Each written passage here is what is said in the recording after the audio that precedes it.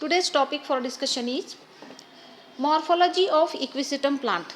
Equisetum, it is a pteridophytic plant. Let us see the classification of equisetum. Division Sphenophyta. Characteristics of Sphenophyta is it is a sporophytic plant which is differentiated into root, stem and leaves.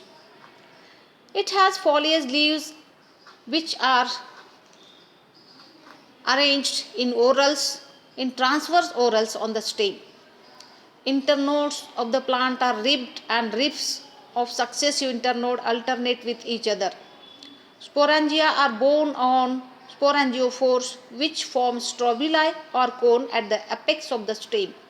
Steels are protostelic or siphonostylic. These are the characteristic features of Sphenophyta. Next class, Calamopsida. The class Calamopsida, the characteristics are it is a branched plant, sporangia borne on sporangiophores which form strobili at the apex of the stem, just I told you.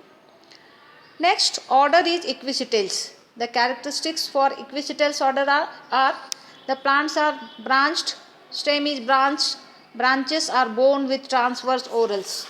These are the characteristics of order Equisitales. And leaves are scale-like around each node in whorl.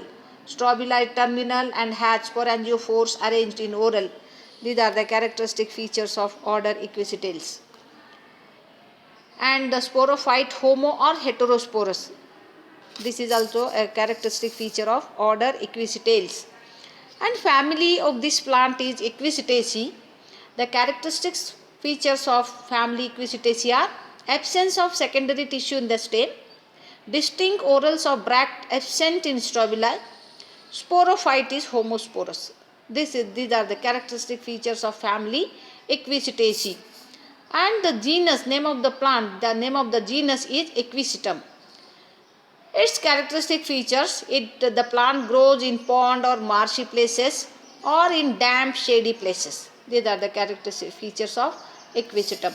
Let us see all the details of morphological details and its occurrence of Equisetum plant.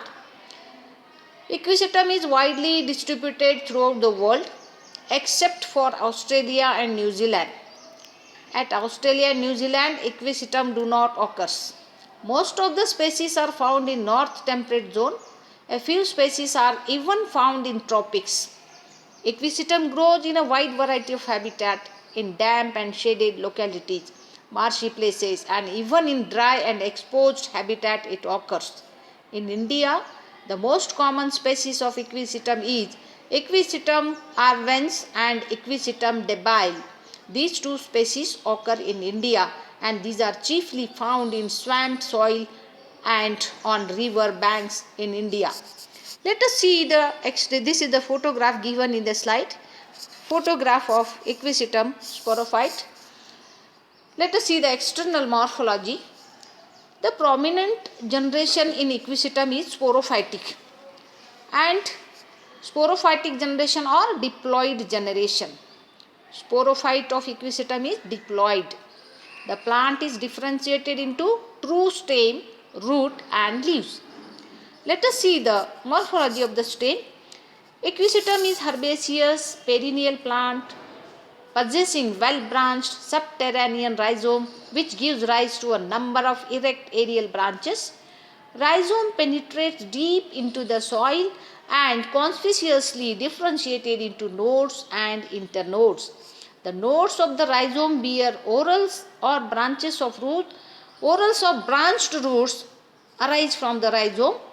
At each node are also present whorls of scaly leaves which unite laterally to form a sheath around each node.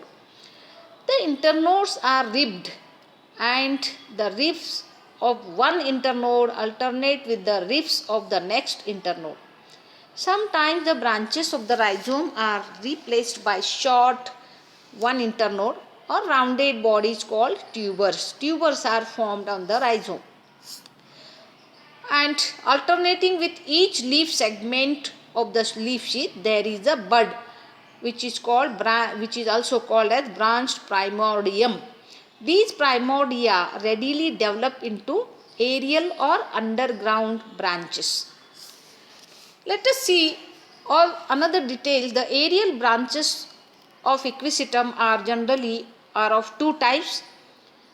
Some branches are sterile and some branches of equisetum are fertile. Two types of branches are present in aerial branches, and the sterile branches are green in color and rebranched as usual. These branches are photosynthetic in nature. The fertile branches are non-chlorophyllous. Chlorophyll is absent in fertile branches, and generally the fertile branches are unbranched and possesses strobilar at its tip. Strobilus is also known as cone. One strobilus developed at the tip of each fertile branch. A very few species of the chlorophyllous branches also develop strobili. And the aerial stems are longitudinally ribbed. Each ridge corresponds to a leaf. The rib of each internode alternate with the rib of next internode, and thus the leaves of one internode alternate with the leaves of the next internode. Such type of arrangement of the leaves and internode is present in aerial stem of equisetum. Let us see the details of root. The roots develop on rhizomes and are adventitious roots. Adventitious roots means these are the supporting roots. The roots are fibrous and with root caps. Root cap is present. Sometimes they are branched. The roots are sometimes branched. The origin of the root branches is endogenous. Okay. Let us see the details of leaves. Morphological features of leaves of equisetum. The leaves are microphyllous. They are very small and develops in whorls at each node. All the leaves at a node are fused laterally except for the apices, forming a sheath around the node. The leaves are non-chlorophyllous. Okay, chlorophyll is absent in leaves because they are very small scaly leaves. A single leaf is small, cylinder, scale-like with a single vein in the center. The function of the leaf is protection of the nodal region only. Okay. This is all about the external morphology of equisetum stem.